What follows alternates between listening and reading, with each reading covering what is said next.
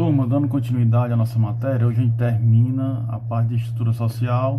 Alguns conceitos aqui eu não vou repetir, não vou retomar porque está no vídeo anterior, certo? Então eu vou dar prosseguimento à nossa aula com esses conceitos que já foram falados na aula anterior, certo? Então, a primeira questão aqui, se você está acompanhando a nota de aula, está no item 4.4, certo? Então, as posições de status formam nossa identidade, certo? Então, a partir daí que a gente continua. Então, vocês têm o material impresso, o livro, né? E tem a nota de aula à disposição, certo? E a nossa explicação vai se dar baseado nessa linha cronológica como tem se dado todas as aulas anteriores.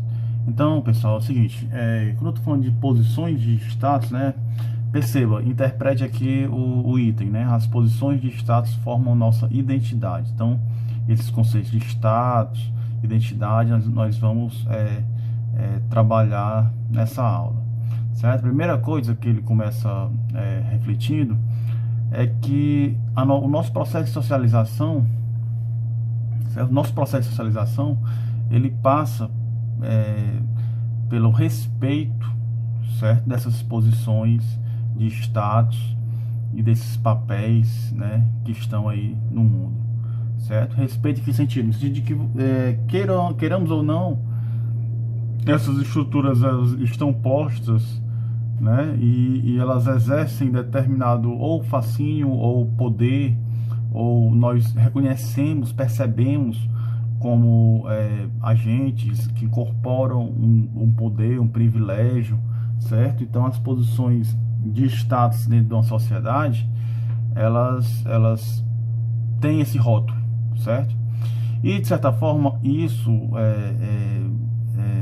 nós vamos captando isso, vamos aprendendo que posições de status é essa. Perceba, para a gente não entender o que seria, né, esse conceito de status aqui,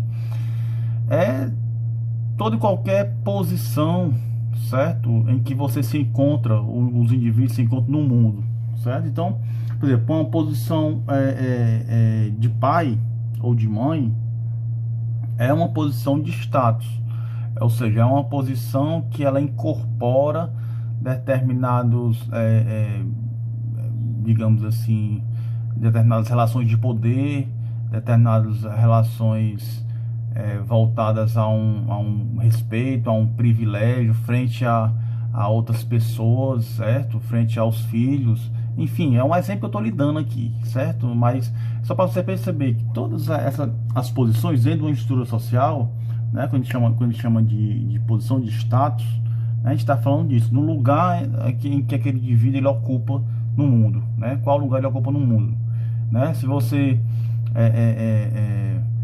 um calouro numa universidade, você ocupa uma posição de status X. Se você é um veterano, você ocupa uma posição de status Y, né? Isso aí num colégio, isso é muito mais evidenciado, inclusive, né? Se você está na 8ª série, você ocupa uma posição de status frente às pessoas que estão na 5ª série, né? Se você está no 3º ano, ocupa uma posição de status frente a pessoas que estão no 1º ano, né? E assim sucessivamente. A nossa idade também interfere nisso, né? Se você é uma pessoa mais jovem, né? Se você está na condição de filho, se as pessoas ao seu redor, da sua família, lhe reconhecem como filho, se as pessoas do seu bairro, né, da sua escola, lhe reconhecem como filho, você tem uma posição de status X. E essa posição de status, por sua vez, ela vai lhe permitir a você gozar de determinados privilégios ou não, né? Que aí, como eu lhe falei, são várias posições, né? Um mesmo indivíduo ele pode se encontrar, né, com várias posições de status. Ele pode ser filho, mas ele pode ser um filho na qual ele tem na faixa de seus 30 anos, ele tem sua independência financeira. Então a posição de status dele é diferente, apesar de ser filho, porque ele acabou incorporando outras posições de status, né? Vamos supor que ele trabalha, né? Vamos supor que ele já tem família, né? Enfim, então ele já incorporou outras posições de status que é diferente de um filho de 8 anos, né? Então, não sei se você está percebendo aí, mas você perceba que a posição de status, ela gera, né, determinada relação de poder. E essa relação de poder aqui não é exatamente uma relação de poder no qual exerce nas grandes massas, não. É uma relação de micropoder, né? Nas micro-relações familiares, por exemplo, né? Se você é um filho dependente dos pais, sua micro-relação de poder é uma. Se você é um filho de maior e que já trabalha, já tem seu dinheiro, já ganha seu dinheiro e tal, sua autonomia frente a determinadas coisas que os pais podem proibir ou não é outra, né? Então, a posição de status é isso. E, de certa forma, as posições de status que está na nossa sociedade, elas são importantes para o indivíduo já perceber, né, para gerar aquela velha questão da previsibilidade que eu falei para você, né? Se você eu usei o exemplo aqui do livro, é bem interessante quando ele fala do amigo, né? Se você considera uma outra pessoa sua amiga, né, então isso quer dizer o quê? Quer dizer que você professa, você pode comungar em determinados segredos para aquela pessoa, e assim você percebe que a relação deva ser assim, porque você considera como uma relação de amizade, né? É diferente de você professar determinados segredos para uma pessoa desconhecida ou para uma pessoa inimiga sua, né? Um desafeto seu. Então as relações elas vão se moldando, elas vão se dando a partir das posições de status que as pessoas têm, né? Posição de status que não necessariamente é uma posição no qual em tom pejorativo, certo? É no sentido de que você ocupa determinado espaço dentro da sociedade e que aquele espaço ali ele vai lhe permitir manejar suas ações de acordo com os espaços que você ocupa na sociedade, certo? Quando você é muito comum quando você está numa situação de calouro numa faculdade, né, na qual você está percebendo ali, começando a perceber, né, as regras sociais. Então você é muito mais passivo nesse sentido de ir percebendo como é que funciona e tal. Se você é um veterano, você já sabe mais ou menos o funcionamento daquela instituição, como é que funciona e tal. Tudo isso lhe permite ter um manancial mais efetivo, digamos assim, de se comportar, de agir da forma como se espera, né? Então, assim, as posições de status, elas servem para isso, né? E ao mesmo tempo ela acaba sendo rótulos, né? Acabam sendo rótulos que, queiramos ou não, as pessoas acabam fazendo, né? Por exemplo, se você está numa balada, se você tá numa festa, de repente você conhece uma pessoa, né? E aí você começa a conversar, a pessoa vai dizendo, de certa forma, dizendo quem é que ela é, então fala um pouco da profissão, ou fala um pouco da idade, enfim, né? Algum contexto específico. E a partir desse rótulo você, de forma pré-concebida mesmo, porque obviamente você não tem ainda elementos para concluir como é aquela pessoa, mas de forma concebida, você já vai concluindo determinadas coisas, porque isso é fundamental no período de socialização, quando a gente se conhece, né? Então vamos supor, no caso aqui, eu acabo de conhecer uma pessoa, de que sou professor universitário e tal, então a pessoa já pode ter mesmo que seja uma visão errônea, né? Mas a pessoa já pode ter uma visão rotulada da minha pessoa, então já vai imaginar determinadas conclusões a respeito de valores que eu tenha, né, a respeito de gostos que eu cultive, né, que eu aprecie, enfim, né, para dar um exemplo aqui, né? Então esses rótulos, como ele está dizendo aqui, esses rótulos eles nos ajudam a identificar os outros, a saber quem eles são e se os podemos rotular. Quando somos apresentados a alguém em uma festa e ficamos conhecendo seus rótulos de identificação pessoal, imediatamente formamos uma imagem dessa pessoa, conforme seu rótulo ou posição, certo?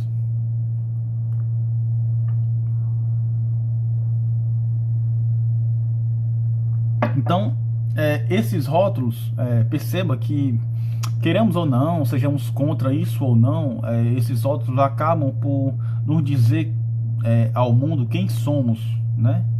Então é como se fosse um carimbo que botar na sua testa, né? Se você comunga de determinados valores, determinados gostos, existe uma classificação X de quem você é, né? Claro que há aproximações com a verdade real, né? Determinados rótulos, né? Mas também às vezes não, né? Às vezes não passa de visões preconcebidas, mas são visões iniciais que as pessoas têm que são necessárias, né? Do ponto de vista da sociedade, e as pessoas normalmente constroem a ideia de quem é aquela outra pessoa a partir desses rótulos, né? Então, se você, como eu falei para vocês, aproxima ou não da verdade real, determinadas situações, sim, vamos supor, se você é uma criança, um filho de 8 anos, né, que as pessoas já possivelmente seus pais, né, não vão conversar com você sobre política, sobre conhecimento jurídico e tal, porque sabe que você não é do seu universo, não compõe o seu universo aquele tipo de assunto de conversa, né? Ou então, se você se atreve a falar sobre isso aos 10 anos e tal, as pessoas não vão lhe dar muito cabimento, né? Talvez quando você vai crescendo, você vai ficando mais adulto e tal, você vai tendo uma opinião e tal, então as pessoas vão escutar o que você está dizendo, né? Vão escutar com atenção, podem concordar ou não, mas pelo menos vão, de certa forma, o levar em consideração. Ou seja, a posição de status mudou, né? A posição já é outra, né? A mesma coisa um pai de família que vai fazer um mercantil, que vai ver o que está faltando na casa ou não, né? Aquilo, né? Como é o status de pai de família, tem um certo valor, né? Do que se fosse uma criança de 8 anos que só ia pedir doce e chocolate, vamos supor, né? Ou seja, você não vai dar tanto cabimento assim para determinadas coisas. Ou seja, a sua posição de status, ela de certa forma diz quem você é também, e de certa forma acompanha em várias situações uma certa verossimilhança, né? Porque de certa forma é uma rodulagem, ok, mas também você acaba absorvendo e de certa forma absorvendo esse papel, digamos assim, né? Aí são as várias posições de status, como eu falei a vocês, são diversas, né? Você pode estar na posição de status como pai de família, posição de status como um filho independente, como um filho dependente. Você pode estar numa posição de status como um presidente da república, como um juiz, um advogado, né? Sei lá, tantas e tantas posições aí de status que você possa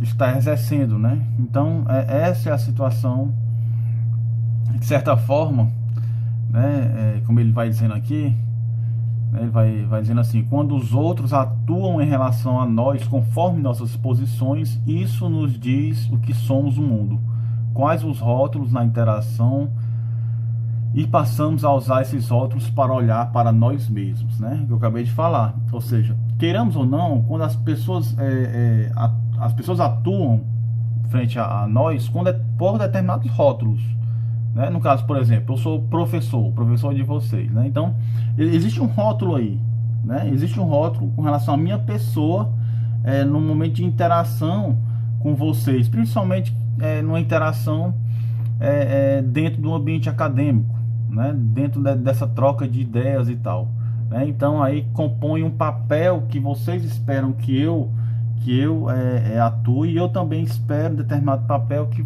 vocês como alunos atuem também, né? Talvez num outro ambiente, numa outra esfera, num outro microcosmo, né? Numa festa, num aniversário, num shopping center, num cinema ou algo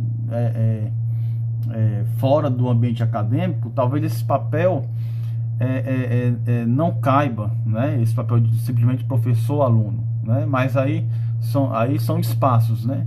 De modo que esses rótulos, as pessoas acabam se comportando de acordo com essas perspectivas, né? E aí o indivíduo também acaba absorvendo, acaba agindo de acordo também com o que as outras pessoas esperam dela, né? Então, obviamente, dentro do ambiente acadêmico, o meu comportamento vai ser, sobretudo, professoral e tal, porque é o que as pessoas esperam, né? E de vocês, alunos, né? Claro que aí, assisti a aula passada também, porque a gente fala de negociação de papéis e tal, eu até falei desse exemplo do professor, né? Existe também um componente individual, característica de cada um, que aí permite uma certa aproximação ou não, enfim, uma série de situações nesse sentido. Mas o fato é que o rótulo em si, ele faz com que o indivíduo, ele tenha já posicionamentos pré-concebidos a respeito da outra pessoa, né? Então, quando você vai falar com a atendente da faculdade, você já, no momento em que isso se dá, essa interação se dá, naquele momento ali, normalmente ela se limita a questões voltadas à faculdade, não tem outra situação. Mas por quê? Porque aquela pessoa incorpora aquele status de ser a pessoa que atende às demandas dos alunos, né? E por aí vai, né? Os exemplos são vários. As posições de status aqui, você pode ver, podem ter incorporar determinados poderes e privilégios, ou também podem ser em outras posições de status menos valorizadas socialmente, mas o fato que isso gera essa expectativa, né, de como as pessoas acabam se comportando frente a você a partir da sua posição de status. Por isso que eu falei do exemplo do filho independente e do filho dependente, né? Ok? Espero que esteja clara essa parte. Então vamos aqui. Uma identidade é como vemos a nós mesmos, né? É o que damos a nós mesmos, é o nome que damos a nós mesmos e que habitualmente informamos aos outros em nossas ações, né? Então, para a maioria de nós, o gênero a que pertencemos é a identidade mais importante. Homem, mulher, né? Enfim. Porém, a posição de classe e profissão também são fundamentais, né? E esse conceito de identidade, pessoal, na sociologia, na antropologia, perceba que não é, já falei para vocês, não é o RG que nós temos, né? A identidade é como nós enxergamos, como nós percebemos que os outros nos percebem, né? Então, assim, é a imagem que nós queremos passar para os outros, né? A imagem que nós queremos passar para os outros de quem nós somos e como os outros nos percebem também, né? Então, essa relação aí é o que seria nosso processo identitário, né? Ou seja, é um processo totalmente dialogado, né? Bilateral, multilateral, né? Melhor dizendo, né? Porque ela envolve tanto como você se imagina, como você imagina que os outros lhe veem no mundo, né? E as pessoas também acabam se comportando, né? Agindo de acordo com aquela sua identidade específica, certo? Então, as identidades. Então, por exemplo, um exemplo que ele deu aqui, né? Nossa posição de gênero, né? Se você a nossa posição de classe, profissão e tal. Então tudo isso gera-se um manancial, um leque aí, né, identitário, né? Se você é de determinada profissão, né, as pessoas podem chegar até você com determinado tipo de interesse específico, né? Mas interesse não interesse em sentido pejorativo, não, interesse mesmo comercial. Se você trabalha com vendendo roupa, né? Uma pessoa pode vir até você e tal, enfim, vai atrás de você porque sabe que você vende ou faz roupa, né? Então, assim, se você é advogado, a pessoa vem atrás de você pedir uma consulta jurídica e tal, porque sabe que você é advogado, né? Então, não que você é um professor de matemática, né? Senão você não ia pedir um auxílio jurídico para um professor de matemática, tá? Então, assim, é isso, né? É isso que nós estamos falando quando nós estamos falando aqui de identidade, certo? Ou seja, as pessoas também se comportam de acordo com a sua identidade, né? Com a identidade que você tem, né? E você também espera que elas se comportem de acordo com a sua identidade, e também você cria uma estética, né? Você cria você acaba também naturalizando isso, né? As identidades, você incorpora essas suas identidades e passa a agir de acordo com o que se espera delas, né? De forma comportamental. É isso que ele está dizendo aqui, ó. As identidades estão vinculadas às nossas posições, né? Temos muitas identidades e somos honestos sobre isso. E se somos honestos sobre isso, a maioria delas é como os outros nos veem, né? Então, assim, claro que você vai dizer assim, né? Não, eu tenho uma opinião própria, ninguém me influencia, né? Eu sempre ajo de acordo com as minhas convicções e tal. É muito difícil a gente analisar isso, certo? De forma muito absolutista, certo? De forma muito absolutista, porque queremos ou não, em todas as esferas da vida, eu estou dizendo aqui, as pessoas acabam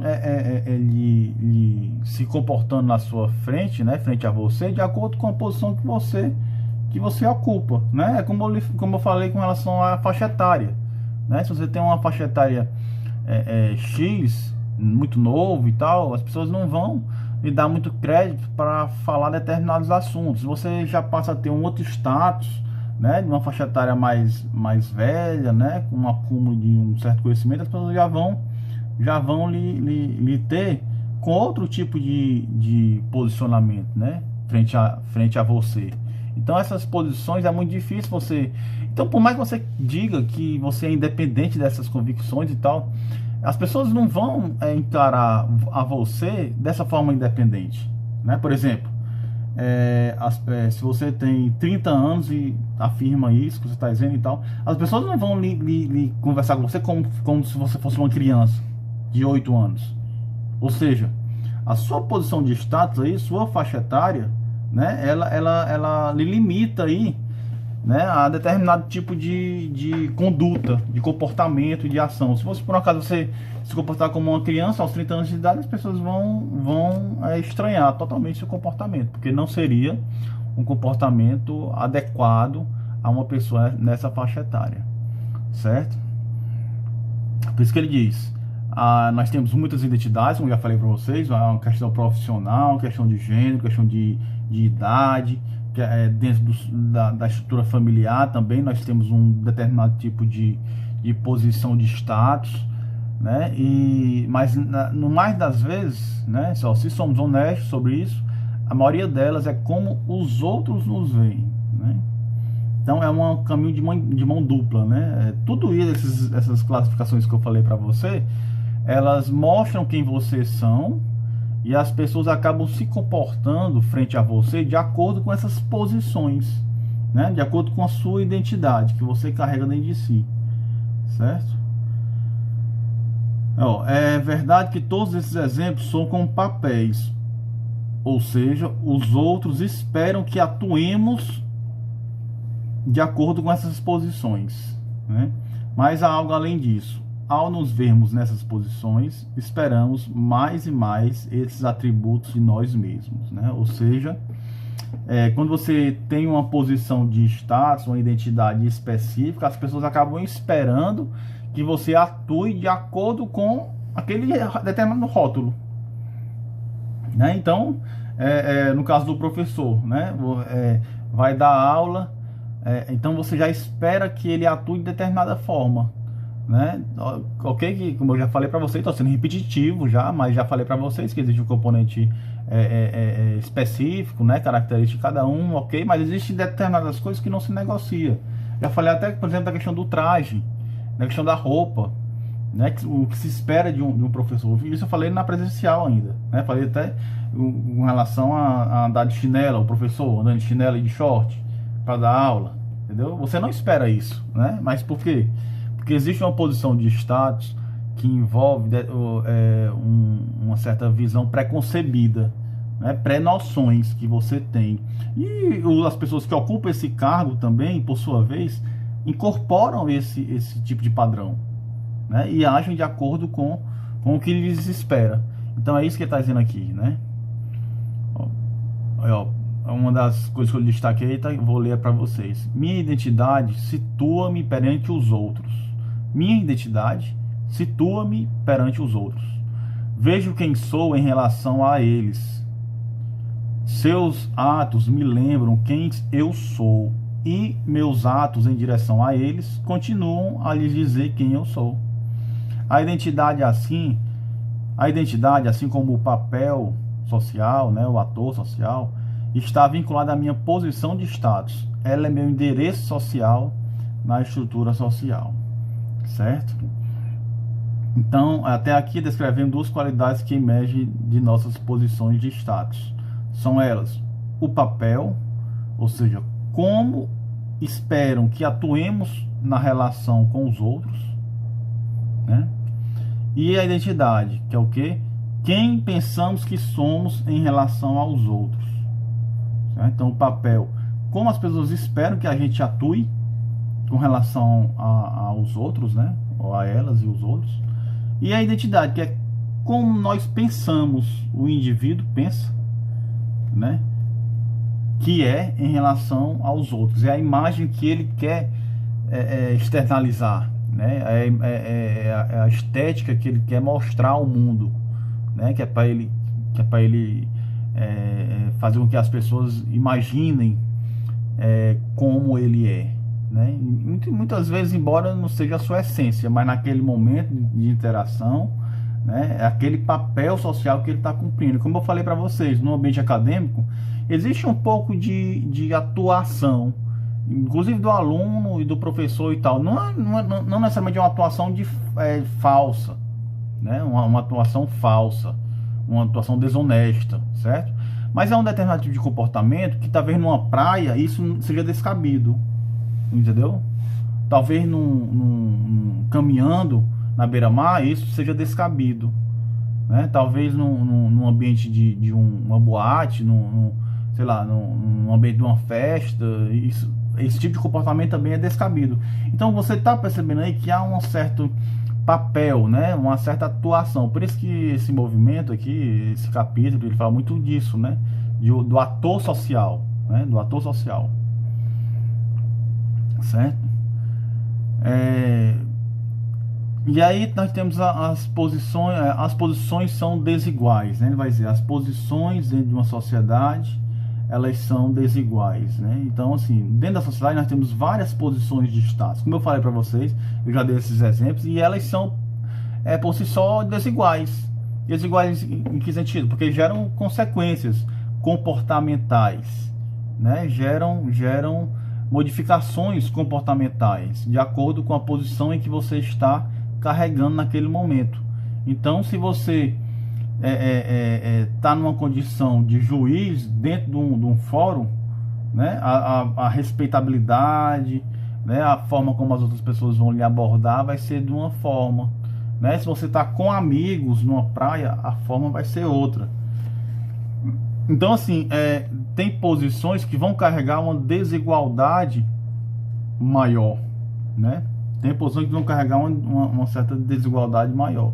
E aí é assim que a sociedade ela se estrutura, né? A sociedade ela é toda estruturada dentro desse tipo de posições desiguais. E isso afeta, né, a margem de poder, a margem de vontade, né, de conseguir aquilo que você quer, entendeu?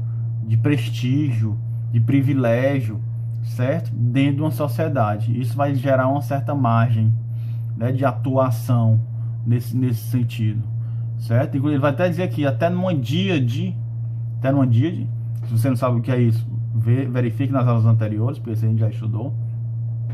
Mas até numa díade existe desigualdade, né? Então, ou seja, se você está falando a dois, né, face a face, você está se relacionando, digo nem no momento em específico, mas se você tem uma relação a dois, normalmente essa relação ela existe desigualdade, né? Se você tem até numa relação afetiva, né, numa relação de namoro, né, numa relação de emprego, né, uma relação inclusive educacional, tal, ela existe uma certa desigualdade, né, no sentido de domínio ou não, né? Engraçado que essas relações de namoro, elas são muito baseadas nessas situações, né? Em vários momentos você tem aí uma parte, uma pessoa, né, dessa relação proibindo algo ou não permitindo algo e tal. Em outro momento é a outra pessoa que proíbe alguma coisa. Principalmente no início de namoro, às vezes acontece esse tipo de situação, né, em que você ainda não tem ainda uma relação estabelecida, né, de poder ou algo desse tipo, né? E claro que isso aí vai muito também de um caráter específico, né, psicológico do indivíduo, né? Então existem pessoas mais permissivas, outras pessoas mais dominantes e tal.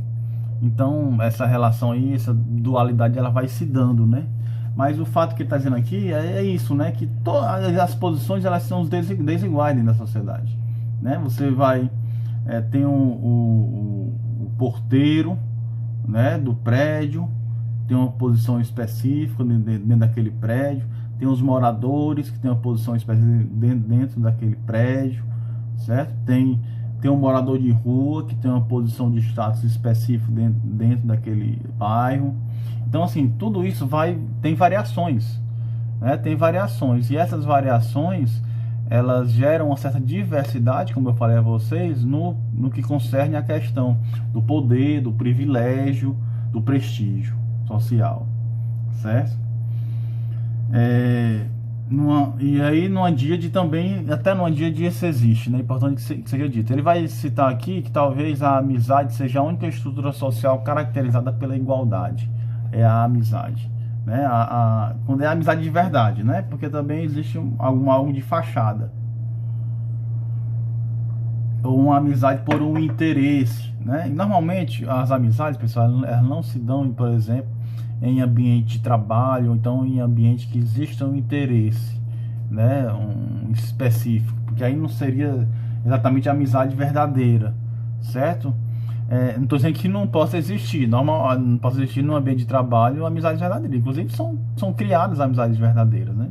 Mas eu estou querendo que você perceba, em determinadas posições, né, em determinadas situações, não lhe permite muito o afloramento desse tipo de relação, né? Uma relação de amizade, pessoal, ela tende a uma igualdade, certo? Então ela tende, por exemplo, a você ser verdadeiro, a você falar alguma coisa que você não gostou para outra pessoa, entendeu? Ela tende a você se comportar sem ligar muito para uma determinada etiqueta, para um determinado cálculo nas palavras, né? Deixar você mais livre, mais à vontade, né? A ser quem você é, por exemplo, como se fosse dentro de casa, certo? Não, ou seja, não é todos os espaços que você consegue isso, né? E numa posição, numa relação empresarial, por exemplo, em que há subordinados, né, e há chefes e tal, se você mistura muito as coisas, e se você incorpora esse papel de amizade,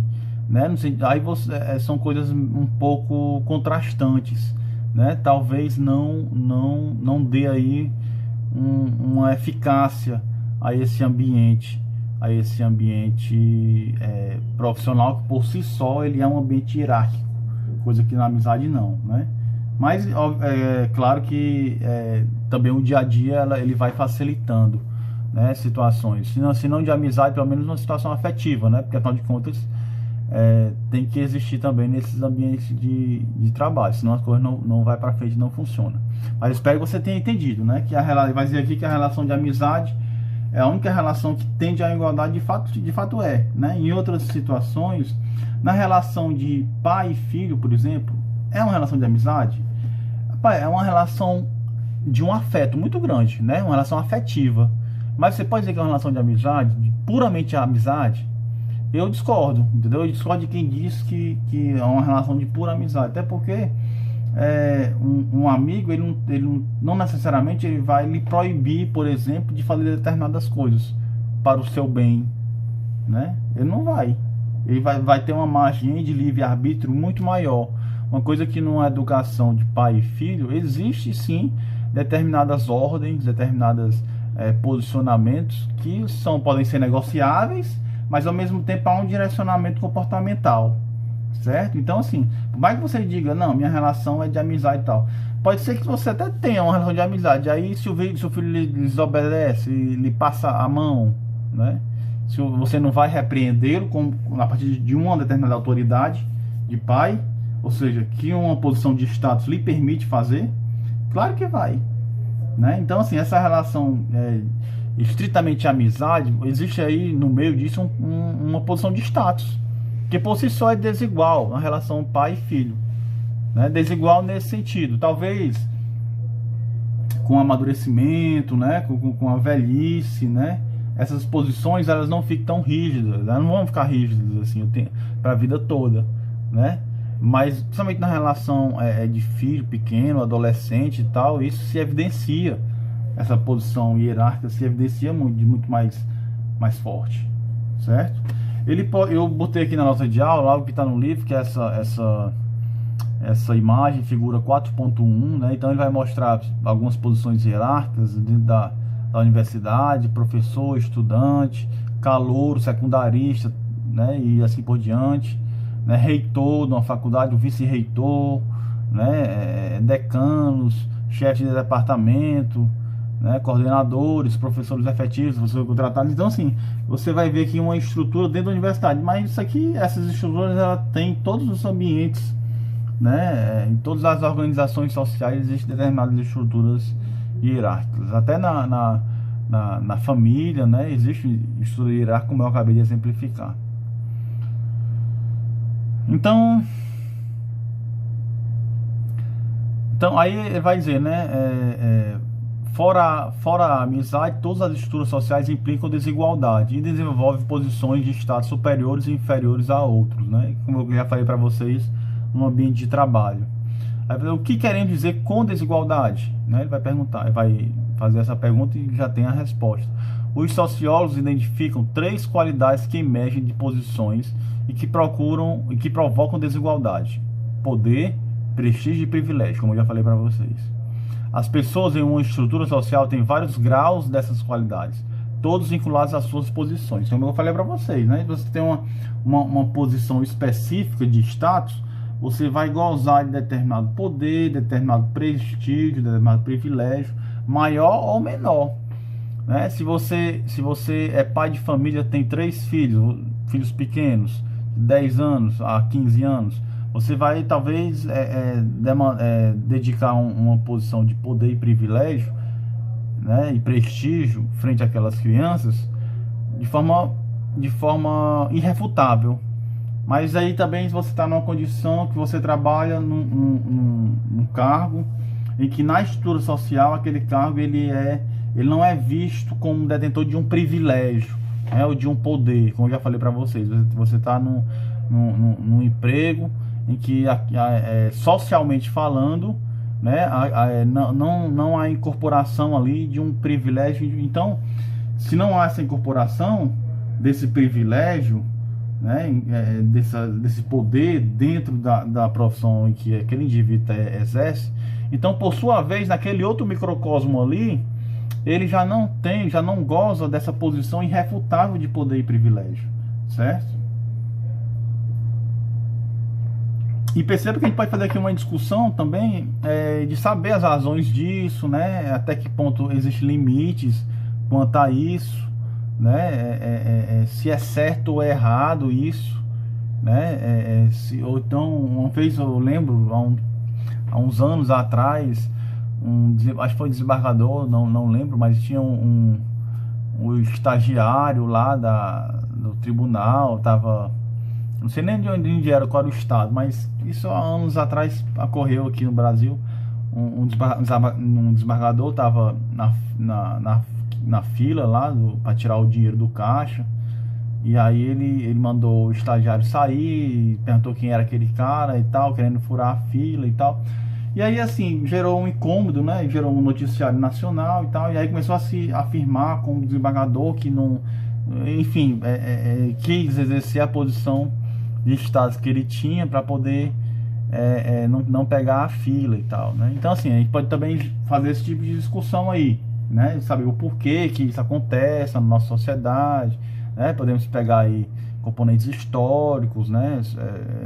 Tradicionais, culturais, né? Para explicar determinados tipos de situações, mas até o momento aqui eu quero também que você perceba essa estrutura de funcionamento, certo? Eu também aqui não estou dizendo que é certo ou errado você ter posições de status que são incorporadas de poder, privilégio, como está dizendo aqui, né? Mas eu estou dizendo que existe isso na sociedade, é isso que eu estou falando, né? Que existe isso e as pessoas se comportam de acordo com esse tipo de rótulo, né? De rotulagem que é feito.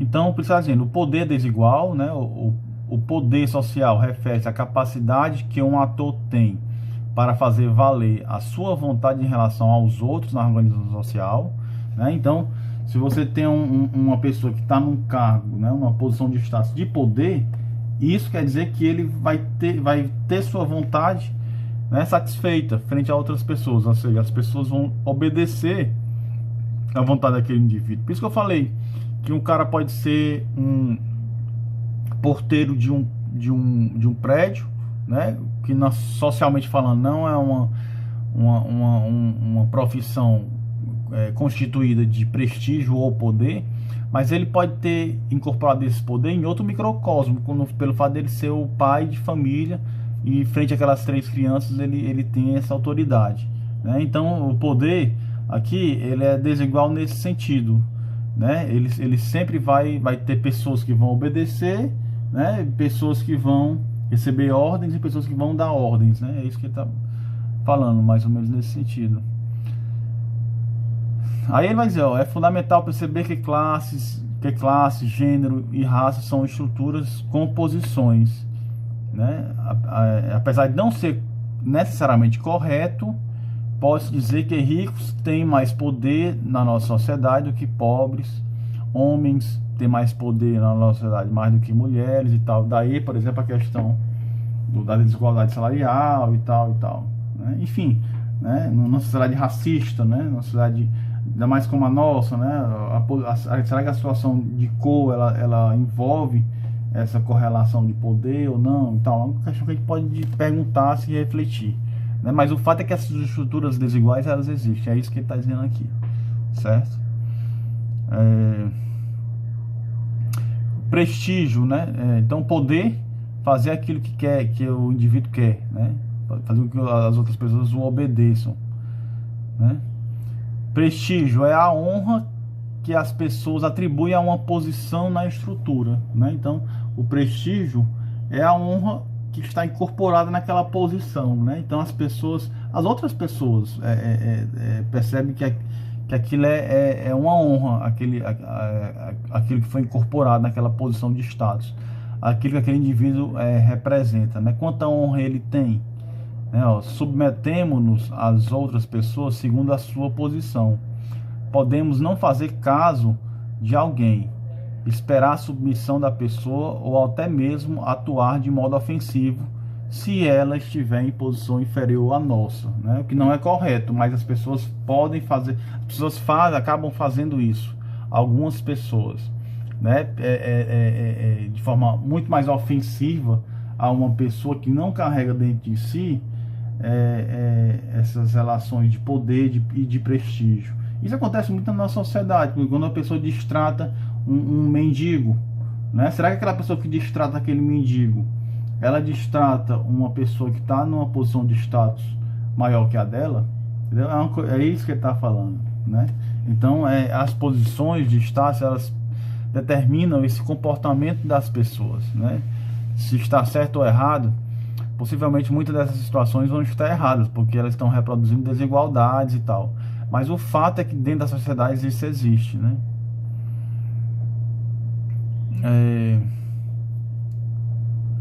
Vai dizer,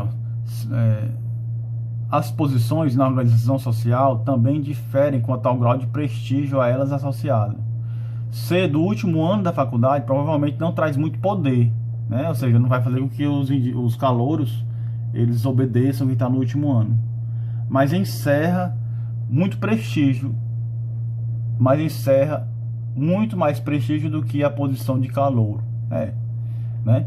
Então, assim, o prestígio é um pouco diferente do poder, né? O poder é fazer com que as pessoas lhe obedeçam, né? E aí você está num cargo de mando, né? Numa posição de chefia, né? Você está em determinadas posições nesse sentido, elas podem lhe dar poder, que significa isso, as pessoas lhe obedecerem. O prestígio não é exatamente poder, né? O prestígio, como esse exemplo que foi dado aqui do calouro e do veterano, é muito exemplificativo, ilustrativo disso que eu estou falando.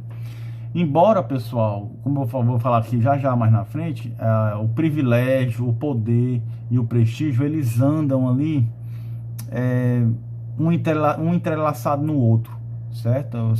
Um correlacionado ao outro. Quem tem poder normalmente é quem acaba adquirindo prestígio, acaba adquirindo privilégios também, e assim sucessivamente, certo?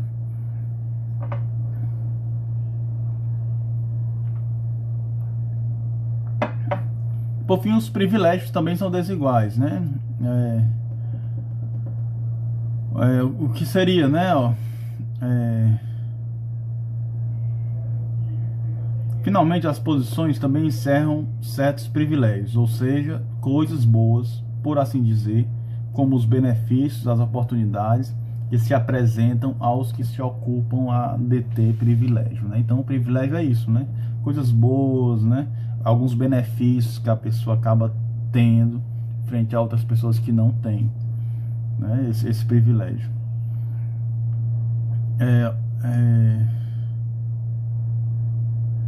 Além do papel e da identidade, portanto, cada posição de status envolve também um certo grau de poder, um certo grau de prestígio e alguns privilégios a ela vinculados ou negados, né? A posição de poder que vai dizer isso. Diferentes quantidades de poder, prestígio e privilégio criam desigualdade na estrutura social. Geralmente, mas não sempre, essas três qualidades se encontram interrelacionadas, ou seja, quanto maior for o poder de alguém, maior será o seu prestígio e mais numerosos serão os privilégios que ela desfruta. Assim, as posições que encerram muito poder podem ser usadas para conseguir mais privilégio e prestígio. As posições com muitos privilégios podem servir para alcançar mais poder e prestígio. O oposto geralmente também é verdade. Aqueles com poucos privilégios, como os pobres, terão pouco poder e pouco prestígio na sociedade, normalmente, né? Em regra. Não quer dizer que seja, não existam exceções, mas na nossa sociedade é assim que funciona, né? Então é isso, né? E aí, pessoal, para finalizar, tem esse aspecto aqui que é bem interessante, porque as posições, eu falei para vocês no início da aula, que as pessoas, né, os demais indivíduos acabam agindo frente a você de acordo com a posição que você ocupa, né? Então as pessoas acabam tendo um determinado de diálogo, né, filtrado a partir da posição que você ocupa. Falei também que as pessoas acabam naturalizando também e agindo de acordo, né, com aquele rótulo que ela acaba acreditando nisso, né, acaba incorporando esse papel mesmo e agindo dessa forma. Então há essa mistura aí que eu falei, e isso, por sua vez, pessoal, essas posições, né, de prestígio nos nossos papéis sociais e tal, acabam definindo isso define as pessoas no mundo, né? Então, ou seja, as pessoas definem o mundo conforme o lugar que se situam, né? A visão de mundo das pessoas, elas são construídas, elas são edificadas, né, de acordo com essas posições. Por isso que, por exemplo, uma criança, uma pessoa de classe média, ela vai ter determinados tipos de valores específicos, e uma pessoa de uma classe muito rica, né, já vai ter de forma distinta, né, a partir de determinados valores que vão ser criados. Então, a pessoa pobre vai ter outro tipo de valor, né, Valor no sentido de opiniões, né? De posicionamentos frente à vida, interesses, né? Frente à vida, né? Aquilo que se dá valor, né? Aquilo que não se dá valor, certo? Então, isso cria o que? Perspectivas, né? Cria-se visões de mundo. Por isso que às vezes uma pessoa tem uma visão de mundo diferente da outra, porque envolve várias e várias posições de status nas quais ela está inserida, né?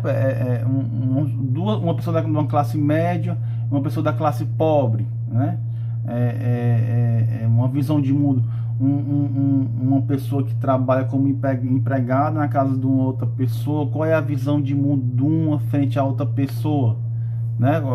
Quais são os valores que aquela pessoa carrega, a história que aquela pessoa carrega em específico. Muitas vezes essas relações elas se dão dentro da casa do patrão, mas o patrão muitas vezes não tem nem ideia de como é a vida dessas pessoas lá no bairro onde elas vivem, né? Assim, é algo muito distante da realidade dela, né? Então, assim, são visões de mundo que acabam se criando, perspectivas que acabam se criando, que edificam determinados valores. Não necessariamente existe aí, no caso, um valor certo ou errado, mas no sentido de que há essa diversidade e de que essas diferenças aí de perspectivas geram verdades também de formas distintas, frente ao que nós enxergamos o mundo, né? Frente à nossa visão de mundo. É como você também está numa condição de faixa etária diferente, né? Você ser um adolescente, você ter, sei lá, 15 anos, com determinadas verdades frente ao mundo, e determinados também valores morais frente ao mundo, coisa que você aos 30, 35 anos você pode desconstruir, né? Quando eu tinha 15 anos eu pensava isso e aquilo do mundo e tal, não tinha tido essas experiências aqui que eu tive, e isso me fez mudar frente a algumas coisas com relação ao que eu penso da vida e tal, né? Então, assim, não estou nem dizendo aqui que trazendo juízo de valor, no sentido de qual seria a visão de mundo melhor, né? A visão de mundo superior frente a outra. Eu não estou entrando nesse mérito, mas estou dizendo que as visões de mundos elas são edificadas, as perspectivas, né? Elas são edificadas a partir dessa realidade que as pessoas trazem, né? na sua história atrás de si, né? A partir de todas essas situações, essas posições de status que ela carregou, que ela carrega na sua vida, certo? Então, pessoal, leiam a nota de aula, leiam um livro, e a gente continua na aula que vem, ok? Forte abraço.